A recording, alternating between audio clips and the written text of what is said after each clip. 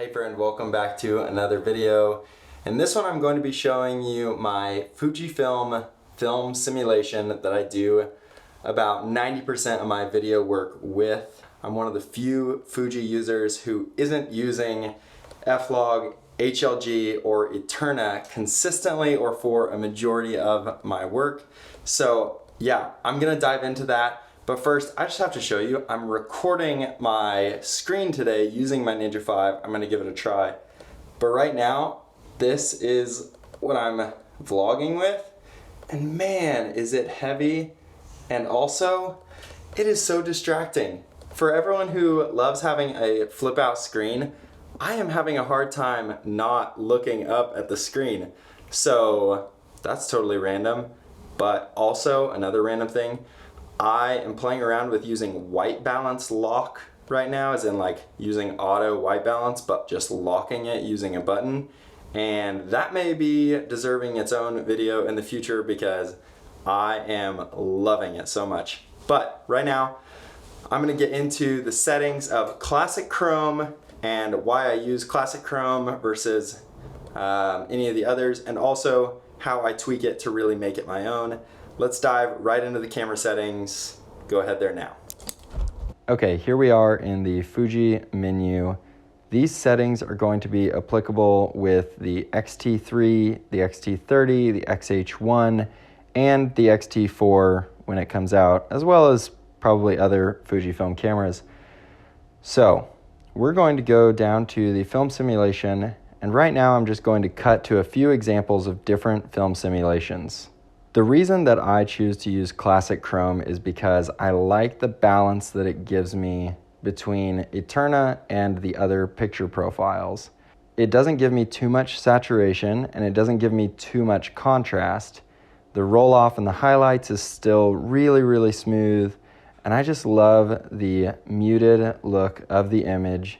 It's nice and soft, but it's not so soft that I'm losing out on Fuji's beautiful colors or having to do a significant amount of work in post. So that's why I choose to use Classic Chrome. But now on to the next settings. The dynamic range can be changed from 100 to 400, but I choose not to change it because there are other ways to get a little extra dynamic range, and when you change the dynamic range to one of these higher percentages, it changes your minimum ISO, and I want the ISO to go as low as I can. I don't want a setting interfering with that. Now, when we go on to the highlight and the shadow tone, the lowest you can go is -2, and the highest you can go is +4. And this is basically choosing, do you want more or less? So if I wanted more highlight, it would be a very blown out highlight look, and I really don't want that. I want the most dynamic range that I can get and the smoothest highlight roll off. So I choose -2. And then I don't want crushed shadows, so I don't want more shadows. So I don't choose +4. I really want kind of a nice subtle shadow because I can add contrast later. So I'm going to choose -2 here as well. And now on color, this is a matter of preference, but I like Fuji's colors a lot, but the Classic Chrome profile still does come a little bit oversaturated. So I tone this back knowing that I can either just saturate the image later or I can manipulate the colors a little more freely if they aren't baked in so deeply while I'm shooting. So I elect to use -2 just because it's a good round number and I've already used it. But you can really play around with this on either side of more color or less color. Also, some of these settings are bound to change depending on how quick you want to turn around a product or, how much time you have to edit, because maybe if you need to turn around really quickly, you shoot with a little extra color so that way you can just bring it onto your computer and already have an image that looks great without any additional color or grading. So now we'll go to sharpness.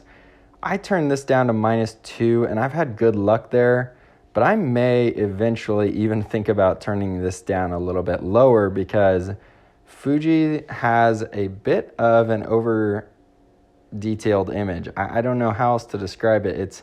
It's just a little too much detail from time to time. So I may end up turning that down lower than -2. For the time being, -2 has worked for me, but I may end up changing that to -3 or -4. But yeah, I definitely don't think you need additional sharpness on Fuji cameras. The final setting is noise reduction. This I will definitely use when I'm in low light situations and I know for a fact that I'm going to need some help. If I'm pushing above really 8,000 on the ISO, if I'm pushing up to 8,000 or more on the ISO, I'm probably going to be putting it at +2 or +3. I don't want to go +4 because I have seen the image start to degrade pretty heavily at that point, not just because of the high ISO, but because the camera processor just isn't good enough to do that, and so I'd rather do it later if I have to. But +2, it seems to really clean up the image nicely. Still gives me a little bit of noise that if I want to fix later, I can, but it does clean up the image really well and gives me something nice and sharp out of the camera. So that's just about it for the menu settings in here. There's really not much else that I can say. These are definitely important settings. They give you a little more dynamic range. They give you really smooth highlight roll off, and they don't make your shadows too aggressive while also managing to shoot inside of a film simulation as opposed to using F-Log or Eterna or HLG. All right, that's it for me in this video. I hope you found it helpful. If you did not, then leave me a comment or shoot me an email so that I can change that for you.